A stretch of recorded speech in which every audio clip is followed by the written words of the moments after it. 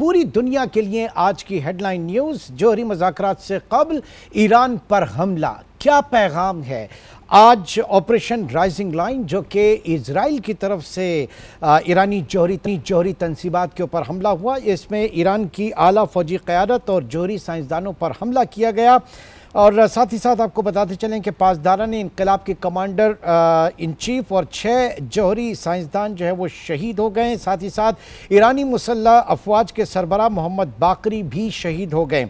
और आज हमले में ईरानी एरोस्पेस के जो फोर्स है उसके कमांडर भी शहीद हुए। तो ईरान में इस वक्त अमीर हबीबुल्लाह सियारी जो हैं उनको नया आर्मी चीफ मुकर्रर कर दिया गया, जबकि अहमद वाहिदी पासदारान इनकलाब के कायम मुकाम कमांडर मुकर्रर किए गए हैं।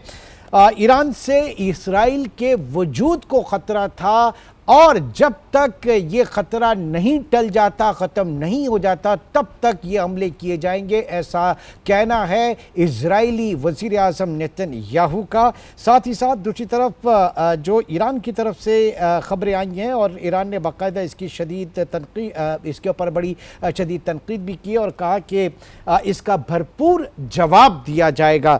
सवाल यहाँ पर यह पैदा होता है कि इतवार के दिन के हवाले से बहुत अहमियत का हामिल कि जो कुछ भी होगा, हमला अगर हुआ भी तो इतवार के बाद होगा और इन मुज़ाकरात की नाकामी पर होगा। लेकिन ऐसा क्यों हुआ, ये इस वक्त सवाल मैं लेकर चलूँगा। हमारे साथ इस वक्त मौजूद हैं ब्रिगेडियर वक़ार हसन रिटायर्ड।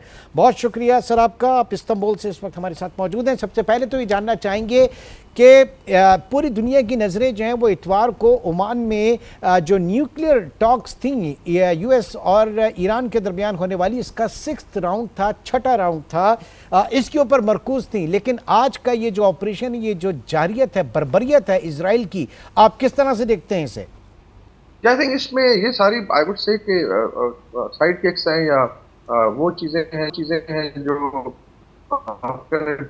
रियल हैं। मेनली कि एक लंबी लड़ाई है जो परफेक्ट स्टेट ऑफ हॉस्टिलिटी है रीजन में, स्पेशली इजराइल और ईरान के दरमियान। और जैसा हमारा भारत के साथ आई थिंक इससे बड़े लेसन भी निकलेंगे कि परफेक्ट स्टेट ऑफ हॉस्टिलिटी में कितनी तैयारी होनी चाहिए। दूसरा, now we are entering into 5th and 6th generation of warfare, और उसमें जो कमर्शियल फोर्सेस हैं अगर वो स्टैटिक हैं, मूव नहीं कर रही, और आप सारे जो टूल्स हैं, स्पेयर पावर है, स्पेस है, उसके बाद साइबर है, इंफॉर्मेशन है, फिर इंटेलिजेंस ऑपरेशन है। तो इसके अंदर आई थिंक इंटेलिजेंस ऑपरेशन भी नजर आया, जो उनकी लोकेशंस थी, किस तरीके से फीड की गई थी, प्रिसाइज टारगेटिंग हुई है। तो Israel was able to attack the centre of gravity. अगर सेंटर ऑफ ग्रेविटी को देखा है तो क्रिटिकल पॉलिटिको मिलिट्री है, इसमें आईआरजीसी के कमांड है मिलिट्री के, फिर फिजिकल आया था, एयर डिफेंस सिस्टम्स हैं और न्यूक्लियर उनकी साइट्स हैं, क्योंकि इसके ऊपर डेफिनेटली ईरान का प्राइड भी है, उनकी तैयारी भी थी। तो मेरे ख्याल में ये चीजें देखने वाली हैं कि डिस्पाइट के हम जैसे लोग भी कल रात को सोशल मीडिया पे असेसमेंट थी कि आज रात को होगा, इतने क्लियर सिग्नल्स आ रहे थे, तो क्या दूसरी साइड पे तैयारी नहीं थी या बिल्कुल सफिया? आई थिंक ये सोचने की जरूरत है। और दूसरा, मुज़ाकरात सारी बेट होती है, इसमें I think what Israel does is कि वो अटैक करता है, फिर रिस्पांस देखता है, फिर उसकी तैयारी की जाती है, और इसमें मुज़ाकरात का एक गेम खेला जाता है थ्रू वेस्ट एंड अमेरिका। नहीं तो इसमें मुज़ाकरात के लिए क्या पैगाम है? क्योंकि जो मार्को रूबियो वो कह रहे हैं कि इसमें अमेरिका का कोई किरदार नहीं है इस हमले में, और दूसरी तरफ डोनाल्ड ट्रंप कह रहे हैं कि जनाब इससे पहले कि अल्टीमेट तबाही हो जाए, ईरान जो है मुज़ाकरात पर आ जाए या मुज़ाकरात जो है उसको मान ले। तो इसमें क्या किरदार आप देख रहे हैं बैरूनी क़ुव्वतों का? आई थिंक बिल्कुल है। देखें, जो एनवायरमेंट में थोड़ा फर्क है। जब हमास ने हमला किया था इजराइल पे, तो उस वक्त जो आप कह रहे ईरान के जो टेंटिकल से बड़े एक्टिव थे, चाहे वो हिजबुल्लाह इन लेबनान थी, हमास थी विद इन पैलेस्टाइन, और फिजिकली अटैक कर सकते थे। कताब हिजबुल्लाह है इराक में, फिर किसी हद तक हुतीज हैं, और देन सीरिया में भी इनके बेसिंग थी, तो मतलब बेसिकली बॉर्डर शेयर करता है, तो वहाँ पे बड़ी फ्लेक्सिबिलिटी थी और स्पेस थी। वो ये स्पेस काफी न्यूट्रलाइज हुई है पिछले 1.5 साल में। आप देखें ग्रेजुअली एक पुश बैक हुआ है, सीरिया इनके हाथ से गया, उसके बाद जो I think Hezbollah in Lebanon है वो वीकन हुई, और किसी हद तक हुती भी थोड़ा पीछे हटे हुए हैं, हमास काफी वीकन हो गई है। तो उस लिहाज से देखा जाए तो आज की एनवायरनमेंट बड़ी डिफरेंट है। Now the West and Israel felt कि एक तो दे वर वेरी श्योर कि फिजिकल अटैक भी हो सकते हैं इमीडिएटली, और इजराइल का डोम सिस्टम और आई थिंक उसको रिफाइन किया गया। तो that's where they found space से अगर हम हमला करते हैं तो इमीडिएटली शायद जो है रिटेलिएट ना कर सके ईरान। फिर एयर पावर भी अगर आप देखें, एक तरफ मैसिव एयर पावर है, लेटेस्ट जहाज है, और दूसरी तरफ जो है ईरानियन एयरफोर्स कितनी स्ट्रॉन्ग नहीं है। एयर डिफेंस सिस्टम भी ज़्यादा, स्पेशली अगर आप देखें उसमें ऊपर तबरेज है, नीचे आप आ जाएं करमानशाह का, जहाँ पे डिफेंस सिस्टम है इनके, आई थिंक S-300 वगैरह है, उतने कारगर साबित हुए और अंदर जाके आई थिंक कुछ अटैक्स हुए।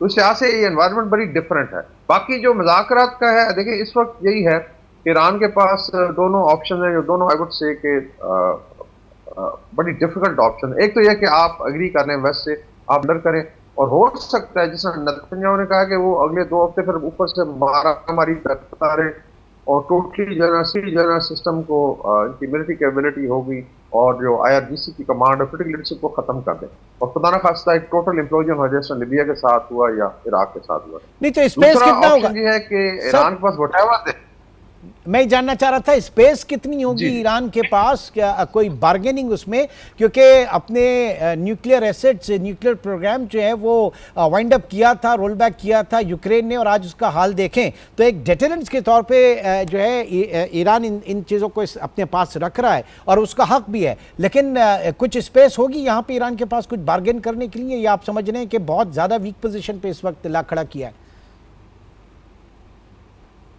जी, मेरे ख्याल में स्पेस नहीं होगी। देखें, इसमें अगर आप एक सरेंडर की हालत में जाते हैं नेगोशिएशन में, फिर तो जो चाहेंगे वो लिखवाएंगे, डिस्पाइट कि इसमें हो सकता है चाइना और रशिया भी इन्वॉल्व हो। तो ऑप्शन तो है, एक वीकर ऑप्शन है, लेकिन मेरे ख्याल में इसमें तो फिर आपका बिल्कुल न्यूक्लियर प्रोग्राम जो है ये न्यूट्रलाइज करेंगे। दे विल देन डिमांड कि जी आप अकाउंटेबिलिटी हो, जिनकी टेररिज्म के चार्जेस लगाएंगे, तो चीजें आगे बढ़ेंगी। आई डोंट थिंक सो ये कोई वायबल ऑप्शन है, आई डोंट नो इनका। दूसरा है कि आप जो व्हाटएवर यू हैव, देखें ये बड़ा जरूरी है कि whatever you have then you come up. इन मिसाइलों का, इन सिस्टम्स का, ड्रोन्स का फिर क्या फायदा है कि आपको जिसका कहते हैं कि कट के साथ मारा जाना है। जैसा आई थिंक पाकिस्तान ने किया, हमारी सिचुएशन का बहुत बेहतर की, न्यूक्लियर पावर भी है, हमारे पास सिस्टम था, फिर हमने इस्तेमाल किया और मैसिव रिटेलिएशन लिए मोदी का जबड़ा तोड़ा, फिर इनको अकल आई है। और स्टिल आई वुड से कि लड़ाई खत्म नहीं हुई, because now they are basically reading ये जो लड़ाई हो रही है इजराइल और ईरान। तो मेरे ख्याल में जो वाइबल ऑप्शन ये, एक तो मैसिव रिटेलिएशन स्ट्राइक आनी चाहिए इजराइल पे, इसमें मोराल भी इनका ठीक हो जाएगा, किसी हद तक दुनिया को पता चलेगा कि ऑप्शन है। दूसरा फिर इनके पास 2 ऑप्शन बनते हैं, जो गल्फ में स्टेट ऑफ हॉर्मुज़ इसका शट डाउन करने का ऑप्शन है, और रेड सी में भी कुछ क्लैंडस्टाइन कार्रवाई कर सकते हैं। ईरान के पास अपने एसेट्स हैं, ताकि वेस्ट को फिर पीछे धकेला जाए, बिकॉज अदरवाइज देखें अभी चीजें तो रजीम चेंज की तरफ जा रही हैं। अगर ये एग्री करते हैं तो बड़ी अजीब सी है। ऑलरेडी बहुत ज्यादा पेनिट्रेशन है, जो लेफ्ट विंग की एक टेररिस्ट ऑर्गेनाइजेशन है, MEK या मुजाहिदीन खल्क कहते हैं, तो वो तब से लड़ रही जब रेवोल्यूशन आया था। और ये भी अभी जो इन्फॉर्मेशन इसमें मैक और मसाद का बड़ा कोलैबोरेशन है, जहाँ पे प्रिसाइज इन्फॉर्मेशन अवेलेबल थी। तो इसलिए मैं कह रहा हूँ कि जब आप हालत जंग में हैं तो I think they should have been having flexibility in changing position. एक जगह रहना भी नहीं चाहिए था। हमास के साथ भी हुआ, हिजबुल्ला की लीडरशिप भी मारी गई, लेबनान में वही यानी सर ऐसे कह सकते हैं कि इजराइल का अल्टीमेट ऑब्जेक्टिव जो है वो ईरानी उसका टारगेट था, और पोजीशन उसकी बेहतर हुई हिजबुल्ला और हमास के साथ, जो पिछले 2 साल से हम देख रहे हैं, उसके बाद इतनी उसकी हिम्मत हुई कि वो इस वक्त पर आके खड़ा हो जाए। जी बिल्कुल, देखें ना 2 साल में एनवायरनमेंट बड़ी चेंज हुई है, और प्ले बुक वही है, डिस्पाइट कि ईरान के पास एक कन्वेंशनल मिलिट्री पावर है।